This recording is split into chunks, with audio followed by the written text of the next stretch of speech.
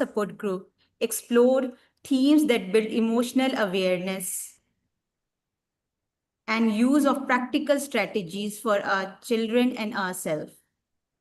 Most importantly, this is a supportive, judgment-free space. You know your child best, and our sessions are designed to give you adaptable tools you can shape to fit your unique family. Today's workshop is designed to help parents and caregivers prepare for vacations in a way that reduce stress and increase enjoyment for both you and your children. Travel can be excitement, but it can also introduce new routines, sensory changes, and unpredictable movements. For many families, this can feel overwhelming. Our goal today is to equip you with practical strategies, tools, and planning methods that support smoother transitions, calmer travel days, and more meaningful experiences together. Let's start on building vacations that feel calmer, smoother, and truly enjoyable. Let me introduce our speakers of today.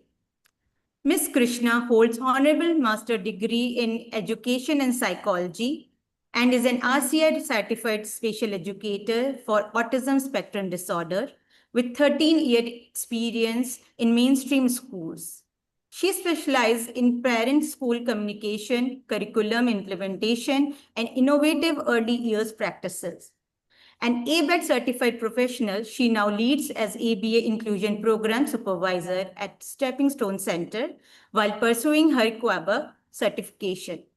Ms. Shweta, a qualified behavior analyst with a postgraduate degree in special education from Arizona State University, has experience in both the non-profit sector and neurodiversity. As Associate Director at Stepping Stone Center, she enhances inclusion services and is driven by the joy of nurturing each child's unique potential. Before we move to the next part of the session, dear parents, kindly note that if you have any questions or doubts at any point during the session, please feel free to type them into the message box. Our speaker will address them during the session or at the end of the workshop. Thank you. Over to Ms. Krishna and Ms. Shweta. Good morning. Travel and vacations can be exciting. It's a wonderful opportunity for the family to bond, to explore new places, and to create lasting memories. But at times, it becomes overwhelming for our neurodiverse children due to the unfamiliar environments, the different routines. Is it just me or I think Ms. Krishna, you're talking on mute? Thank you. Thank you for letting us know.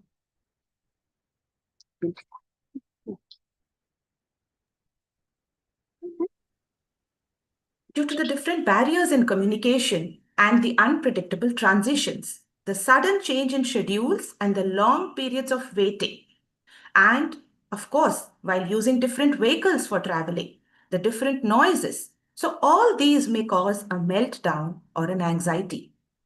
So we need to assist our child by taking structured supports to make the travel safe and enjoyable. So it is here with proactive planning that we can make the entire travel experience manageable and successful for the child as well as for their families. We need to support the child in building tolerance in accepting the transitions so that they can cope up and build tolerance and they remain regulated throughout the journey. So in our program today, we aim to equip our families and the caregivers with strategies and practical tools to prepare our children for the meaningful experiences while traveling. By understanding our child's sensory and emotional needs and providing these supports, we can make travel not only accessible, but also a positive and inclusive experience for the families. Even if a family makes the time and resources available to take these trips, we often see that many times they decide not to go on these trips due to fear of how their child may react or what challenges they and their child may face on these Holidays. Our children may struggle when it comes to new environments, when it comes to new unfamiliar routines or people. And because of this, they may feel a lot of anxiety, which could lead to elevated levels of problem behaviors and stimming, which is often their coping mechanism.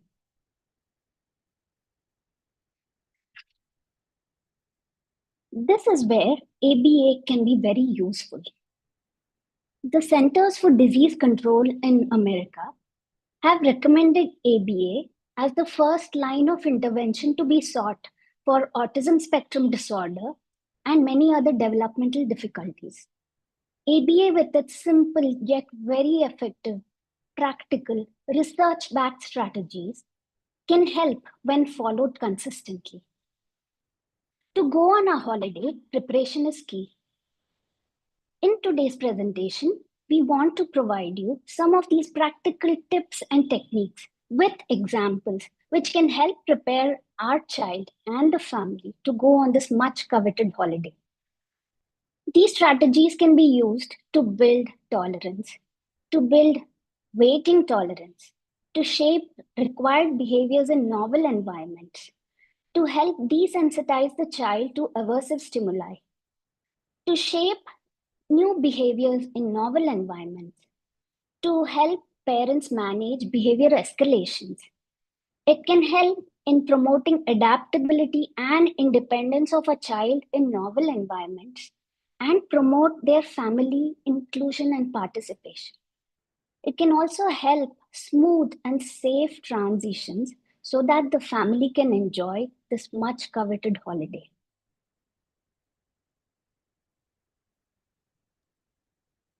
In a survey which was taken recently, it was observed and researched that 87% of the families of those who were surveyed still face difficulties and they do not want to travel.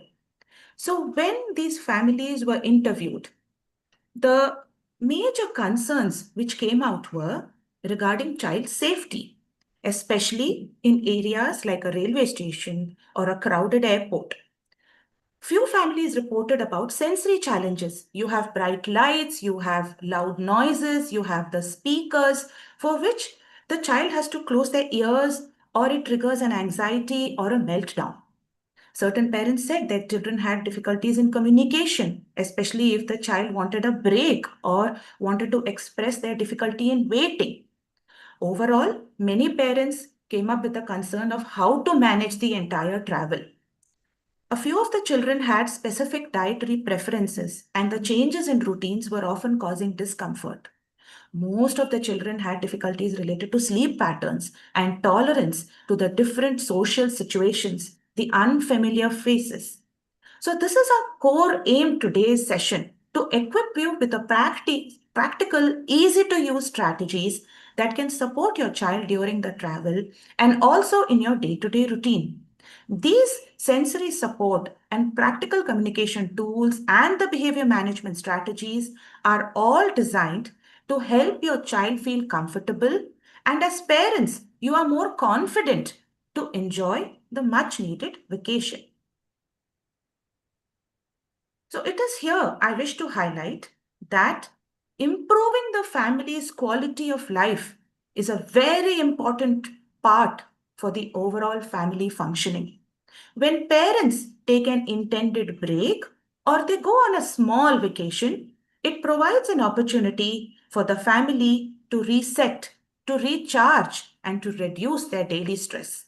These moments, precious moments away from the regular stressful routines, help the family build an emotional bond, experience joyful and shared memories, and enhances a mutual understanding between the partners. Travel and relaxation is very important for the overall emotional stability of the child as well as the caregiver. It also creates a meaningful opportunity to socially interact.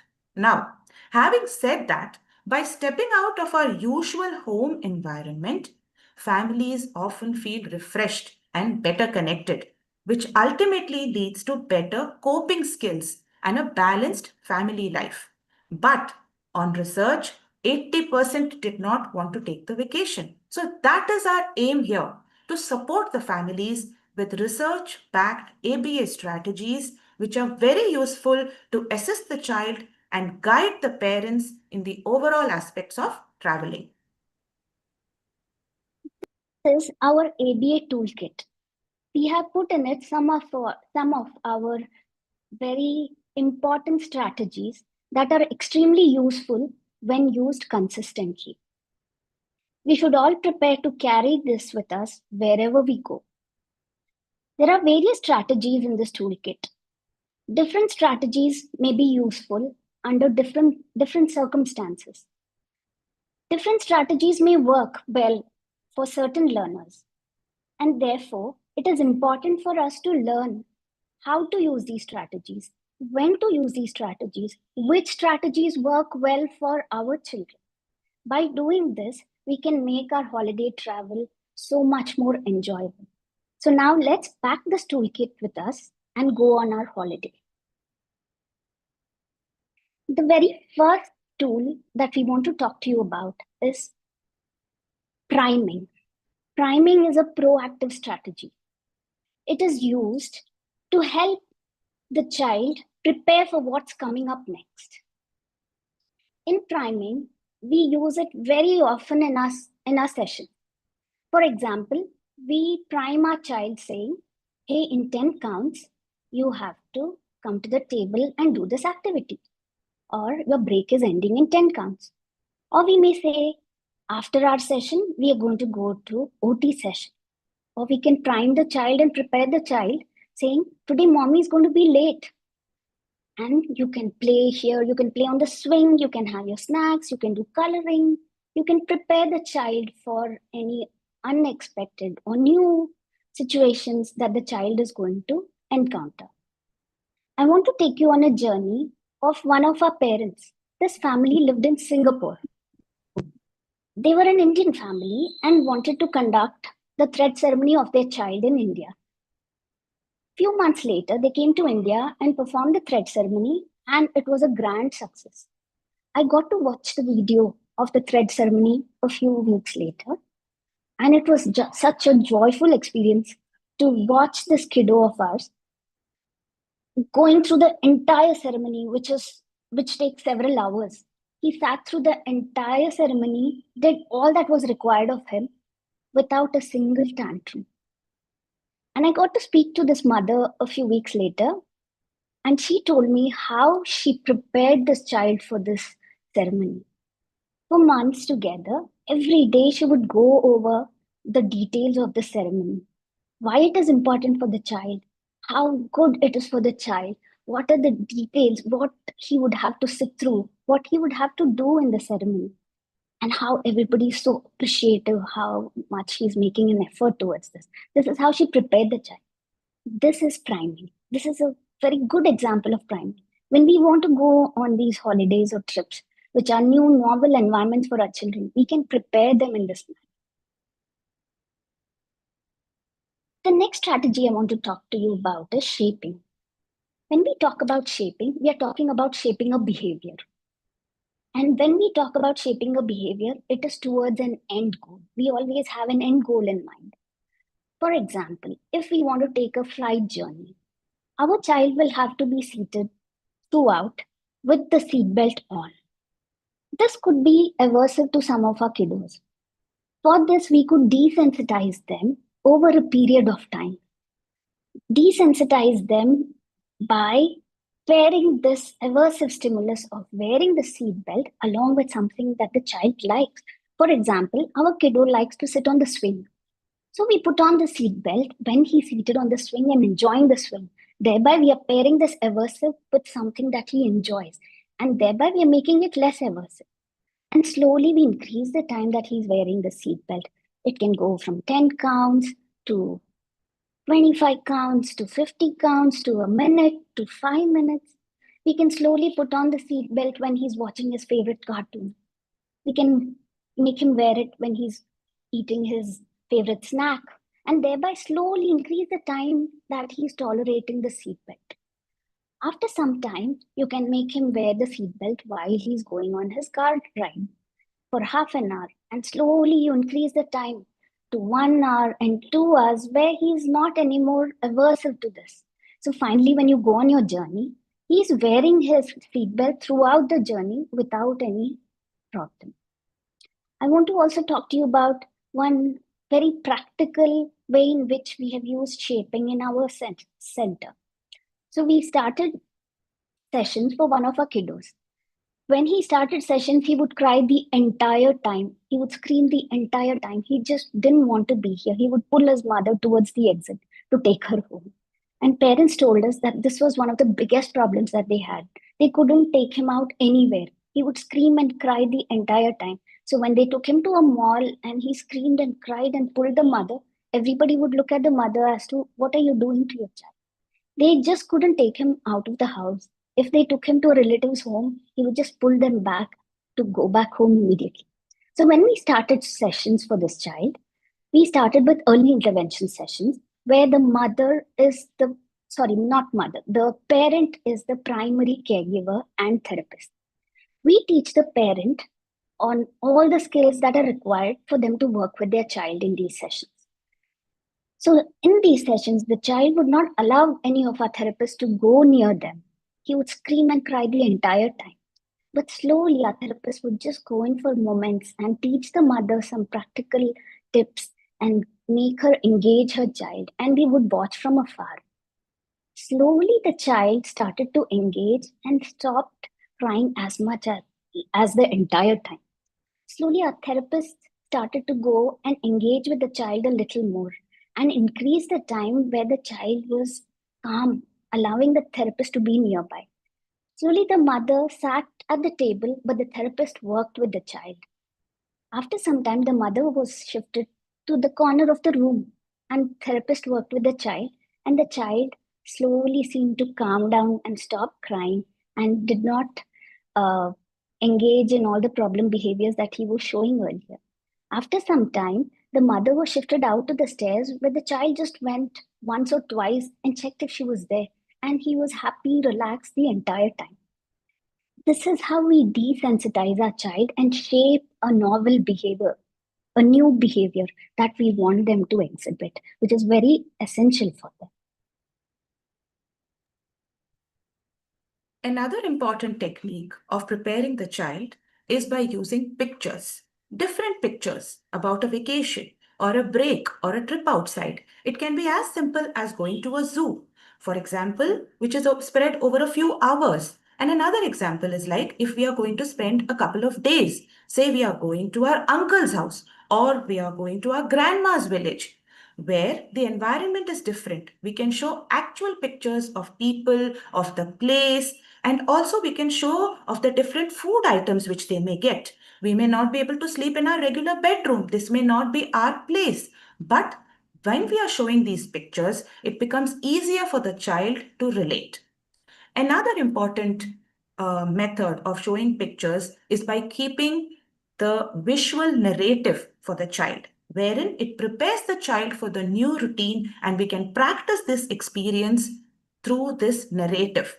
So we are taking pictures and arranging it so that it is very close to the new environment, how the child is expected to behave in this different situation.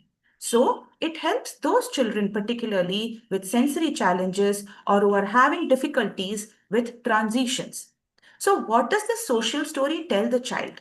It gives a very clear information of what is going to happen, and it gives options for the child to behave. It teaches the expected behaviors.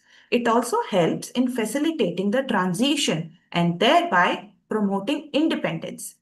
So how do parents use this social story? It helps the parents to choose a particular topic or any particular situation which is about to arise, and we can build the narrative around it. It can be going to a mall or to attend a function or getting a flight or even a simple thing like going and getting a haircut.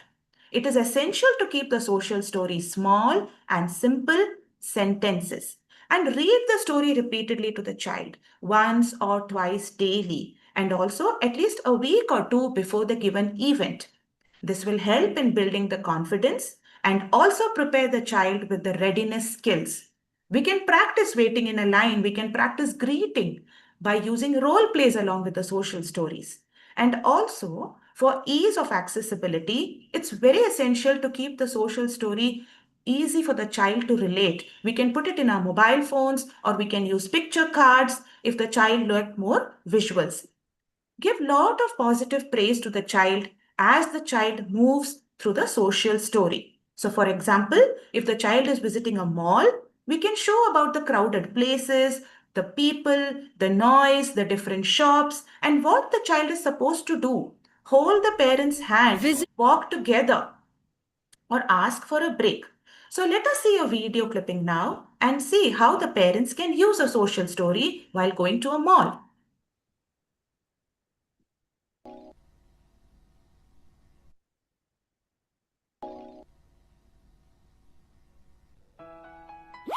Hold the hands of your parents while visiting a mall. Don't roam around alone. Cooperate with the security checks. Don't touch anything put on the display in the mall. Don't run up and down over the escalator. Don't insist on buying everything unnecessarily. Help your parents in putting the items in the trolley. For more animations, activities.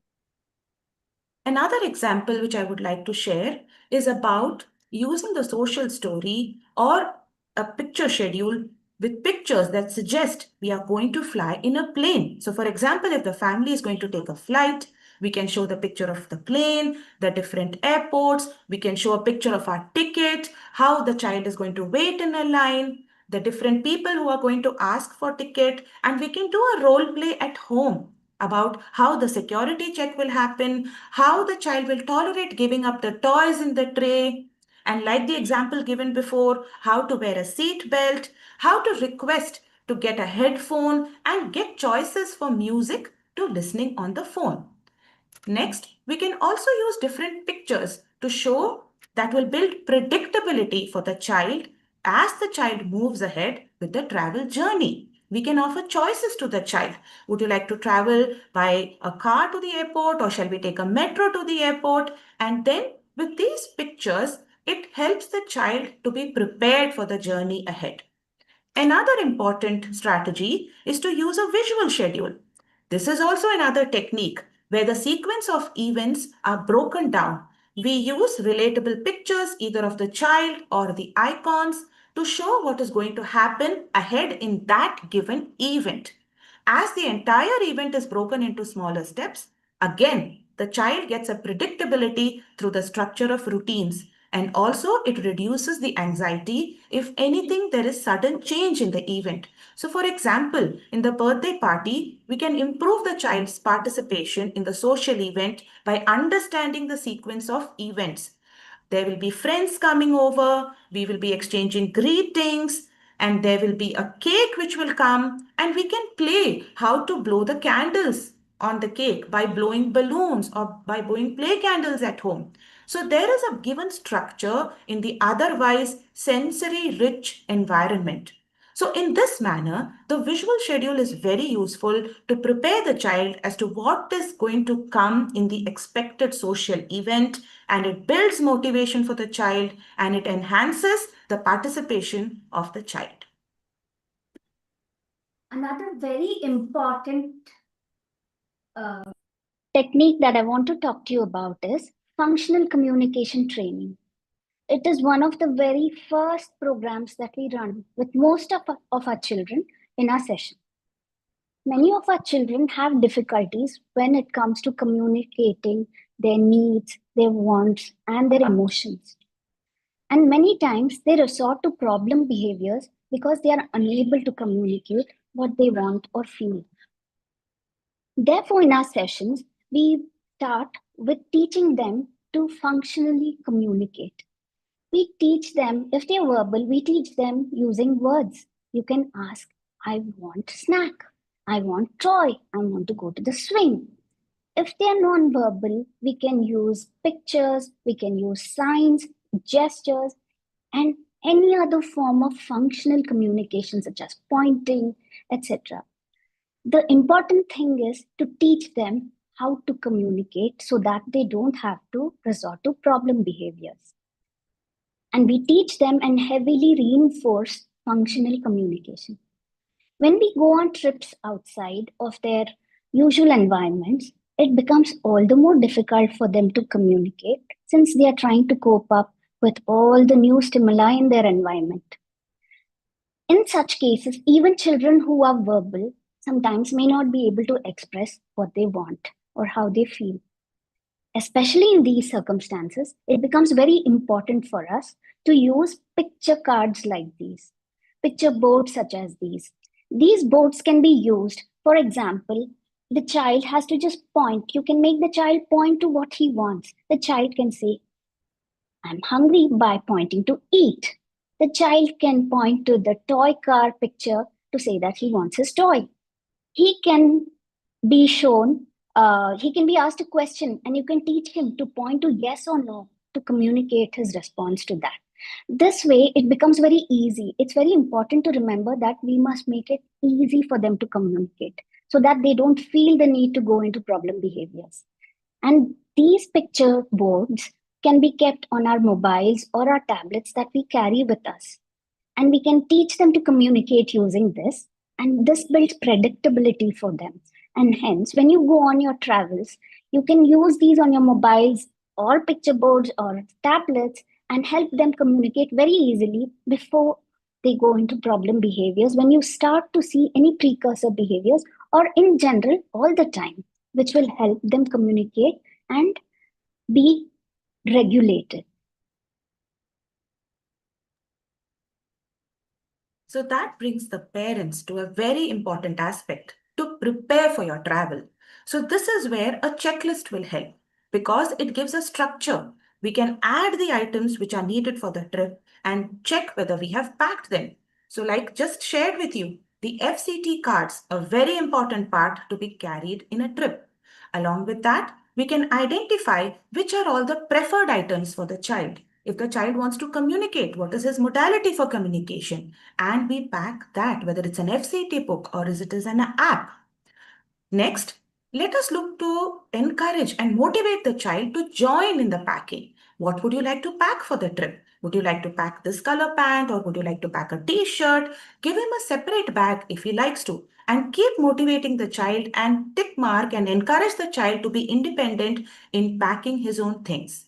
Next, we can also pack the favorite items. It can be the play items. It can be edibles, especially if the family is traveling by air. We need to pack lollipops and candies for adjusting to the ear pressure on traveling and other activities which will keep the little hands busy throughout the trip.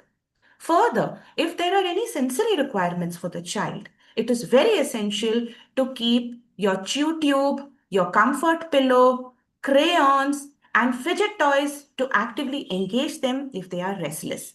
We can also pack our headphones and give them the choice of music to listen. We can offer crunchy snacks. For a visual learner, we can offer bubble bottles, slime, and also to keep them busy, we can use a threading beads. Another very important regulation strategy is emotional regulation. Many of our children, they may not be able to express or understand their own emotions. Therefore, it becomes very important for us to teach them to regulate their emotions. In the beginning, in our sessions, we start off with teaching them to label emotions. For example, we can take these emojis on the screen.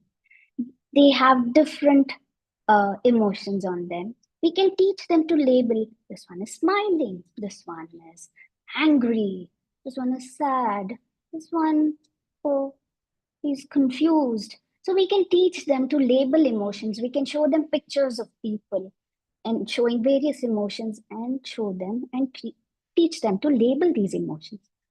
After we start teaching them to label these emotions, we can catch them when they are showing some emotions, when they're excited or when they're crying, and teach them to label their own emotions. When they start to label their own emotions, we can teach them understand. When they are crying, we can ask them, are you sad? What are you sad about? And make them relate to why they're feeling a certain way. When they start to understand their own emotions, they will be able to understand emotions of others around them.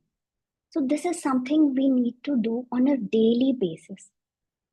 Once we teach them to understand their emotions, we can teach them emotional regulation techniques.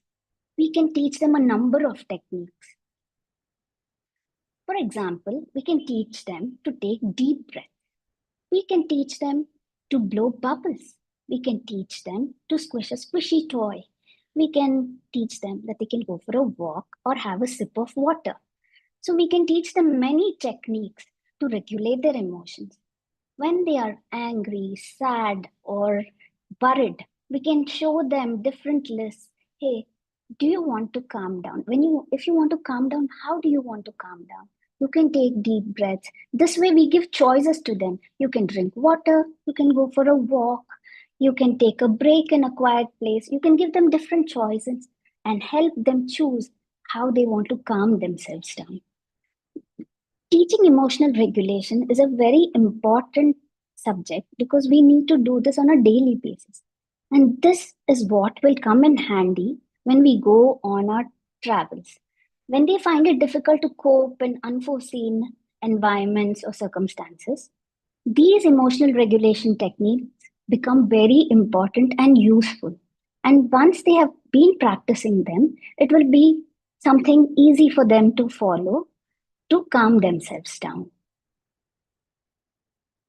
One very important caveat for all of us as caregivers for these children is that we must understand our own emotions. We must understand what facial expressions or body language we are showing. We must ensure to regulate ourselves first before we try to help our children regulate themselves.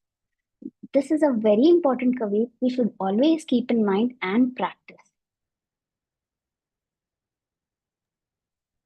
Now that we have learned and become aware of so many strategies, it is here, as parents and caregivers, you need to come forward and collaborate with our multidisciplinary team and see how these strategies are being implemented consistently in our sessions. For example, for building social skills and participating with peers, we are having circle time sessions, we are having group sessions, and different events spread out in the month, which are also activity days. So parents can take these strategies and use them to supervise the play dates with peers. And let us be consistent in these sessions. We also have parent training, wherein our team of therapists explain the rationale and model the strategy for the parents. And we also do role plays. By sharing these supporting tips to parents, we can give the strategies to manage the meltdowns. And like the calming techniques which has been explained, the therapists can also share a backup emergency plan to challenge when the child is challenged to manage the sensory overload and also address any safety concerns.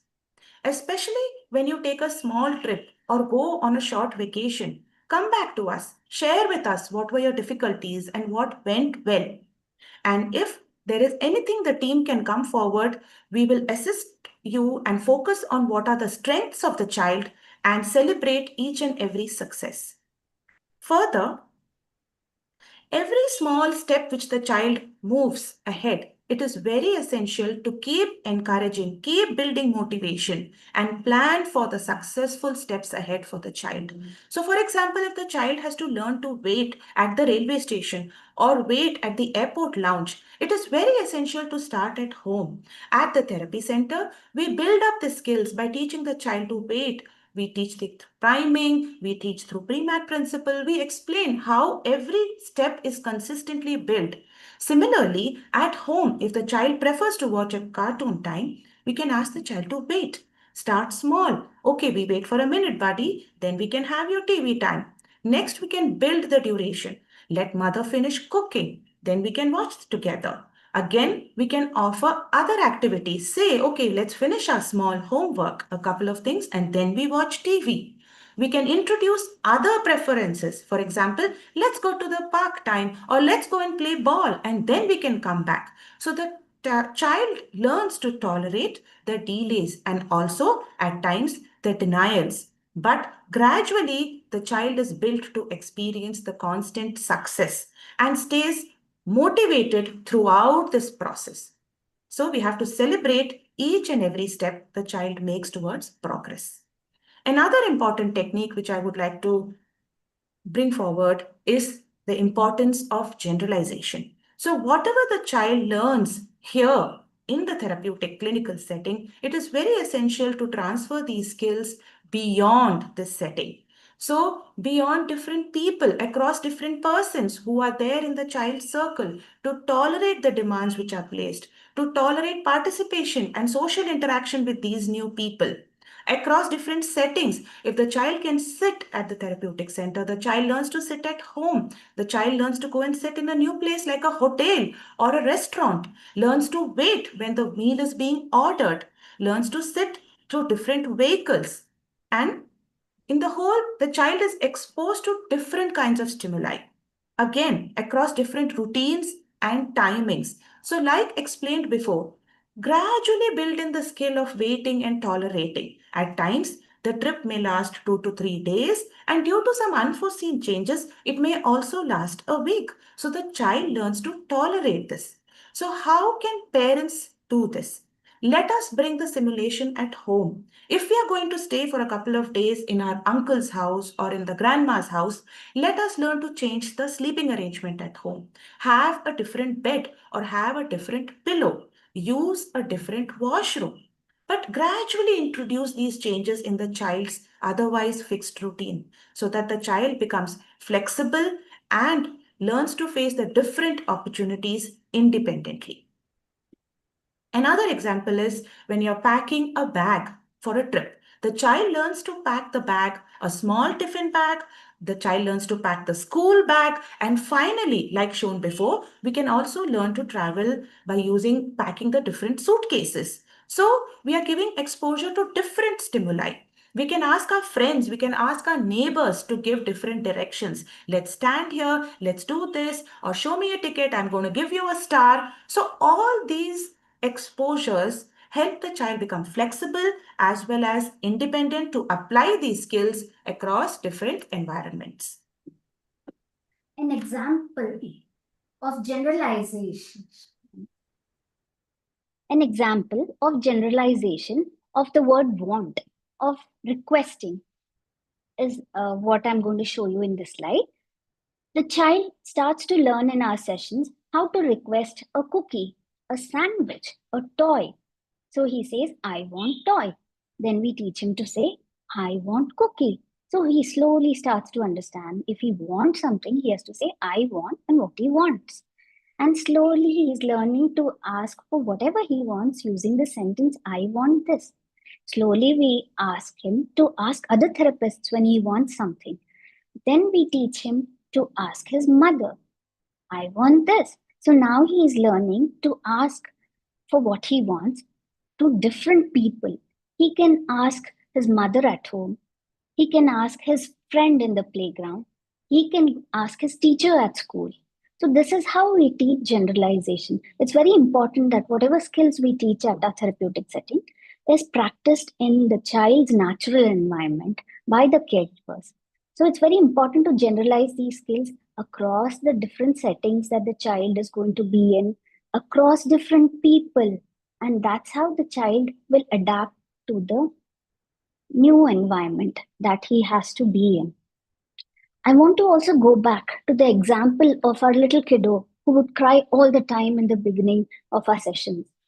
So he started his sessions crying the entire time. But slowly over a period, he became desensitized to our setting.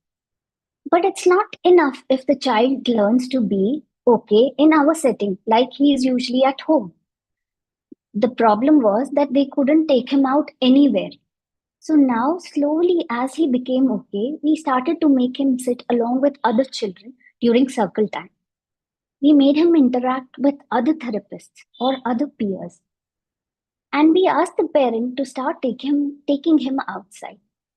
After a few days, the parent started to report that when they took him to the mall, he didn't show a single tantrum. He was totally fine and he was smiling and relaxed in that environment. They took him to his cousin's home. Over there, in that environment, which he just wouldn't allow them to be earlier on, he now was happily playing with his cousins, engaging with them, and that was a huge relief for our parents. After some days, our parent reported that they took this child to the father's family day function at office. And here there were hundreds of employees with their families, all of who were new to our child. The entire setting was new to our child. But despite that, the child was happy, relaxed, and engaged the entire time he was there. And this is what we require for our children, how we need their skills to be generalized in the natural environment. So we need to create these opportunities for them to generalize. Only when we keep repeatedly trying, they can generalize these skills and be desensitized to these novel environments. And vacations are one example where they can do this. These are novel environments and opportunities that we should create for our children. So, at Stepping Stones, we believe that along with parents, we are first in the line of support for our children, and we are taking concrete efforts in creating opportunities for making our children independent. Our inclusive team has always planned for all these events where the children travel outside. So they have taken our kiddos out as part of school trips, in overnight outings, in different places. And our kids could face these changes and overcome the challenges. And most importantly, it was without the parents joining the trips. So, all these given strategies here are very effective, and our team has consistently implemented these ABA techniques. So, our kids have transitioned smoothly and also enjoyed in these events along with other children, and they could participate in these different environments successfully. So now I wish to bring our team forward from our Inclusion Center who will share their first hand experiences and how they managed using these practical ABA tools, which resulted in an enjoyable trip for our kiddos.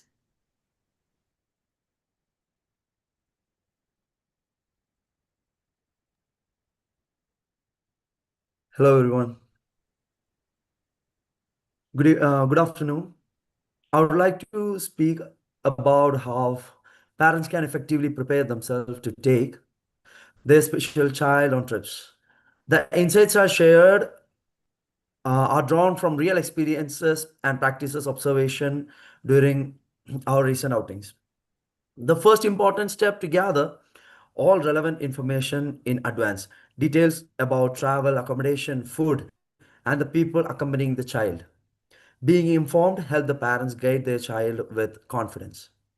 Once this preparation is done, parents can begin gradually priming the child by sharing trip details in small portions while also reflecting on child's daily routine, food habits, medications, needs, and sensory preferences. This combined understanding allows parents to anticipate challenges and create a smoother experience for the child. Carrying familiar items such as preferred snacks, toys, or comfort objects can provide emotional security. Parents may also encounter behavioral or medication related difficulties during the trip. In such moments, remaining calm and communicating gently yet firmly helps the child settle more easily. For children with sensory sensitivities, simple support like headphones or soft music can prevent discomfort and maintain regulations. Equally important is a family oriented collaboration. When parents, siblings, and extended family members work together, sharing insights, dividing responsibilities, and supporting each other, the child's experience becomes smoother and more enjoyable. A united family approach strengthens the child's sense of safety and comfort. Flexibility is also essential. Child may take longer to wake up, need extra time to transition, or require breaks. Allowing space for these differences ensure a positive experience for everyone involved. Most importantly, parents should trust their child's abilities. With thoughtful preparation and supportive guidance, children often adapt far better than expected.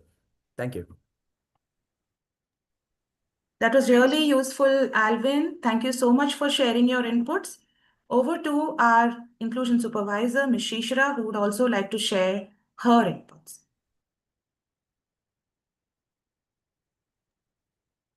Good morning, everyone.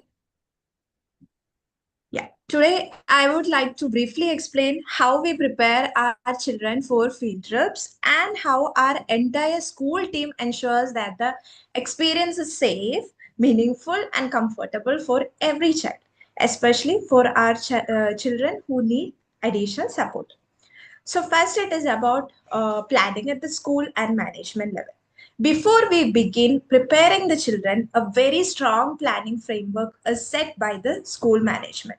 We organize our field trips batch-wise, for example, pre-primary, grade 1 and 2, grade 3 and 4, and so on. The management team carefully selects the location based on the curriculum relevance, developmental goals, safety of the venue, accessibility of for every child. So they also ensure that all the permissions are in place, parent consent forms are collected, transport is safe, staff to student ratio is appropriate, and emergency protocols are ready. So the administrative groundwork is very solid even before the trip was announced. Second, it is about preparations by the direct instructors. As Shweta Ma'am and team discussed all the protocols, we will also have the same. And just to recap on a few of them, we carry a specially arranged push-in bag that includes child-specific toys, visual cues, data sheets, edible reinforcers, sensory items, any calming or comfort tools the child uses. So these supports help us keep the child regulated and comfortable throughout the trip. Next, it is about the individual support and staffing. If any child requires one-to-one support, we arrange that in advance. Management allocates supporting staffs as well, clarifies roles and responsibilities, and ensures smooth communications between team members. We also collect input from the parents about previous experiences. For example, if it's a theater visit and the child has never experienced loud sound or bright lights, we will plan extra supports for that particular child. Parents often worry, what if my child gets overwhelmed? Please be assured we anticipate these situations and prepare for them. Next, it is about parent communication and counseling. We make sure parents feel confident and informed. We communicate what the child needs to carry, dress code, weather considerations, a simple plan of the day, reassurance about the safety and supervision. We also collect mandatory consent forms. For first time parents, it's normal to feel anxious. Some even follow the bus, and that is completely okay. If a child needs to return early, we calmly coordinate that as well. It is about the behavioral and the safety protocol. Throughout the trip, we maintain strict behavioral and safety protocols. This includes positive reinforcement, calming techniques, emergency contact information, first aid ready staff, strong supervision during transition, clear attendance, and headcount procedures. Our priority is safety, comfort, and dignity for every child. Uh, it's not the end. After the trip, once we return, the process, it is like we observe how each child responds, update the data sheets, give feedback to the parents, share highlights, and discuss internally what went well and what can be improved. So overall, our field trip preparation involves structured planning by the management, child-specific support by the DTs, strong parent communication, sensory and behavioral planning, strict safety protocols, and meaningful follow-up.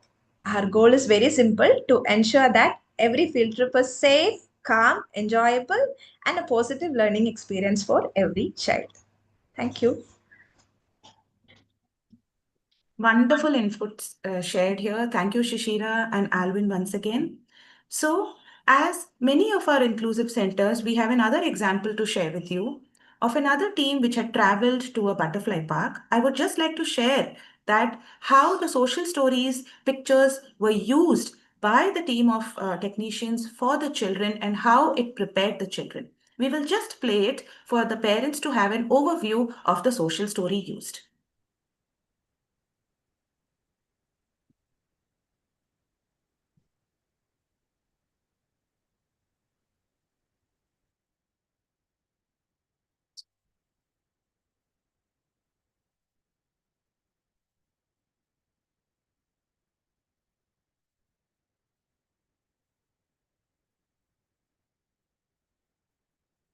For some technical reason, I'm unable to share this. So I'm just going to go over this with you all. It has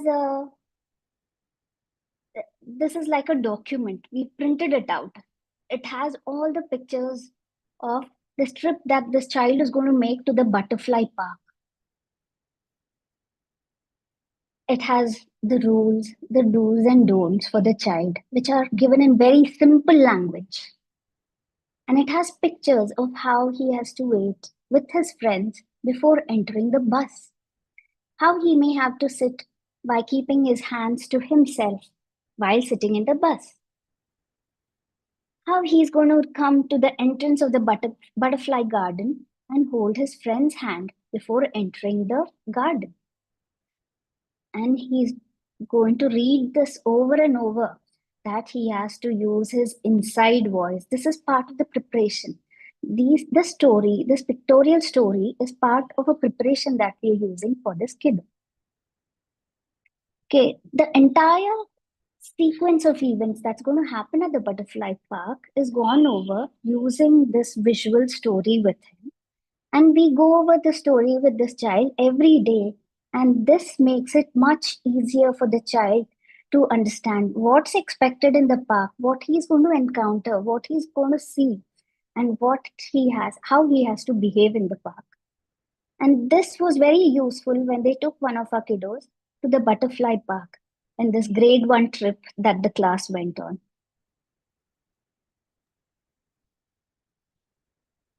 Thanks for that input, Shweta. So, as an overall aim, as the world advances towards a more inclusive, a neurodiverse society, sensory-friendly airports and comfort rooms present an important step so that all children and families can travel with safety, comfort, and dignity. It shows that the global travel is embracing the needs of every child, making travel more accessible and accommodating for the neurodiverse families. So at Stepping Stones, we are doing these parent support groups to empower our parents, to build capacities, to accept the changes in these child, and to allow and encourage the child to participate in as many socially different situations to build independence and flexibility.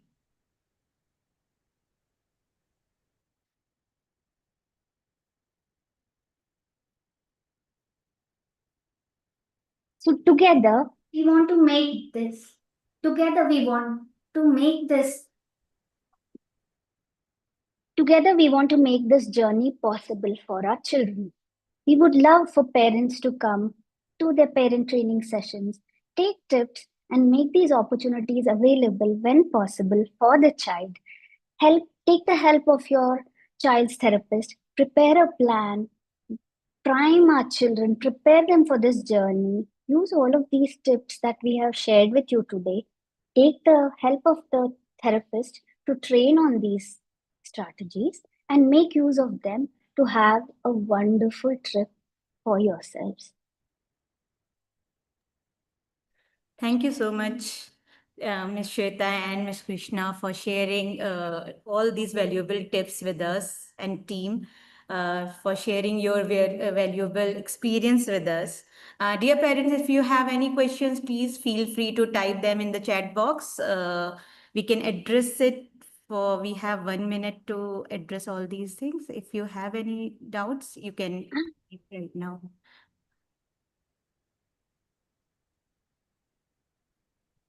I You guess can also there is come back to us in yes. our sessions with our therapist, with your therapist, and go over these questions if you have, or if you're planning to take a trip, or we encourage you, when possible, to take a trip with your child and come to us parent training sessions. Go over all these strategies, of which strategies will be applicable, useful for your child. Use them and come back to us on where we can help you and where we can help each other to take our kiddo forward. Yeah. So, dear parents, our next session will be on managing exam stress on January 10th. To register, simply scan the QR code and sign up for the upcoming sessions. Before we wrap up today, we want you to know that we are always here to support you. If at any point you have questions, concerns, or just need someone to listen, please feel free to reach out to us. Your well being matters, and we are committed to creating a space where you feel heard, support, and understood. Don't hesitate to connect with us. We are truly happy to work with you and walk with you through any challenges you might face. Thank you so much again for joining our sessions.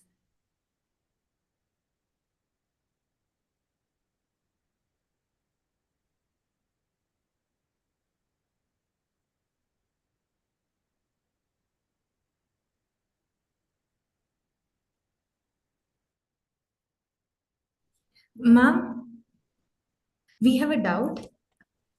Yes, please. Yes. So in the video that was shown, where we Uh-huh. take kids to the mall, and in that video, so in Mm-hmm. the video there were a lot of things written that do not run up the escalator, do not do something something. So, but in ABA we usually we do not use the word, we do not use negative connotations, right? So. Uh, so, like, is that the right way, or what is the alternative ways? Great catch. That's why we should build our own social stories and not just try to take them off YouTube. That's why we should build our own social stories. In this, we can use the language that we want to use with our learners, a positive language, telling them what to do rather than what not to do, stressing on what to do, and less focus on what not to do. Because many of our kiddos may not be equipped with what they are expected to do. So, the more attention you provide to what they should not be doing, they may land up doing that more. So, it's very important that we use the right language, positive language, and focus on what is expected. And that's why we should create our own social stories. One thing I would like to add that was really nice, which you picked on. So, a very important aspect of the social stories is one, to pick up pictures which the child easily relates with. So, either you can use the child pictures. And like I said before, keep the sentences short and simple, which the child can easily associate. So, since we had a video for the mall, so that is why we showed the video for the mall. But otherwise, regularly the visual narrative is in sequence, wherein the child associates with each and every event which is coming up. And yes, we do use positive phrases.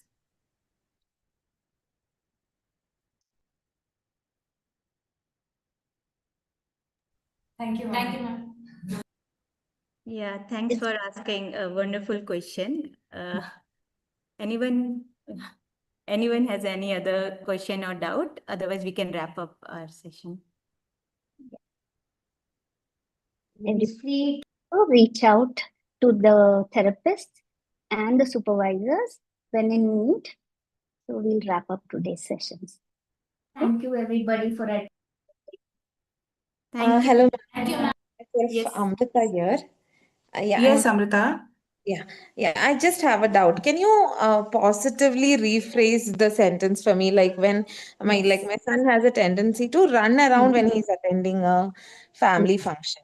So the one thing that we normally say is don't do that. We'll tell him beforehand. But what how can you rephrase it if you are saying it? How would you say it? So See, we also know that this kiddo of ours loves attention. The Yes. more you're going to stress on what not to do, and he wants your attention, especially in a family function. If everybody is focused on someone else, he's going to try to get your attention. So the more you tell him, don't do this, he's going to do it all the more. He's probably going to do it all the more. So it's very important to tell him, hey, let's do this. Engage him in something positive, in something constructive. Make him go and give this. Hey, can you give this to them? Can make him functional? Make him do something. Focus so much on the things that he should do and give so much importance and praise to that, so much attention to that, that there is very little attention left to give for things that you don't want him to do. So when you focus all your attention on what you want him to do, engage him. It may be hard for him to just sit there. So give him something to do which is very constructive, which may be useful, which may be appreciated by others in the function. Right? It can be simple things like going and serving juice to someone. Or maybe he can go out for a while, take a break, and come back. Tell him what he has to do rather than what not to do. That's the way we rephrase. Like, give a lot of attention to what you want to build with him, and very little attention to anything inappropriate. Oh, yeah, ma'am. Thank you so much. Yeah. Thank you. Yeah, then thank you. See you all on 10th January again. Please do join the session. Thank you so much. Thank you. Thank you, Thank you for Rashi. joining. Thank you, Rashi. Thank you, Krishna. Thank you, Shweta. Thanks, everyone.